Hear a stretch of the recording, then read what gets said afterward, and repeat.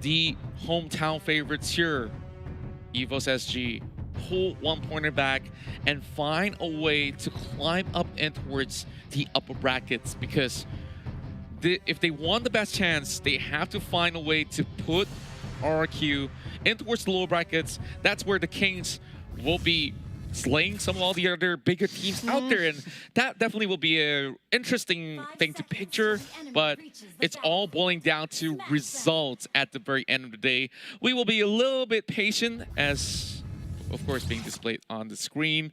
So we go back in towards this draft. So we got the Harif on the other side, also with the Yishin Shin, sort of like a double marksman sort of composition. Obviously one of it will be jungling, and over on towards the other end, RRQ side actually fielding that Roger. So let's talk us through strength of Roger right now. Strength of Roger right now is he has this gap closer that deals damage. So it's more likely that when you pick the Roger, you would aim to go for those high HP bar off tanks. You would want him to face against those heroes. But then again, the Benedetta might be aiming to go for that off-tank build that we've been seeing. The Brute Force Breastplate, the Blade Armors, it's there. Then again, I'm seeing right now, in a way, it's probably just for the dive. Because seeing the requirement from EVOS SG talking about complex win conditions, it's here. You can see that. There is this thing about them that they need to scale as much as possible. Harith needs to scale. Harley somewhat needs to scale as well. Yeah. So everyone just has this need to get their core items first before they can fight. And with Roger, as long as you have the orange buff on your side, you will deal significant amount of damage, especially in wolf form. That's right. All the buffs will be relatively important, as well as whoever gets a hit in terms of levels will be able to just get more advantages in that sort of sense. So this is a very resource-heavy game coming out of the side of EVOS I completely SG. agree. And with that, you got to see from the side of RRQ Hoshi, it's relatively about the same, if you ask me. R7 will be playing that Yuzhong Lemon as the 1-1. And look at this, he does not have the flicker, but he does have the Aegis. Lemon here, using that extra shield to get away from that damage and to not get forced out of lane. But Aeon here will be the target of Psycho, but there is a punish coming in here for EVOS SG. Make that a 1-for-1 Contra. Well, technically you can call that a 1-1. Yeah.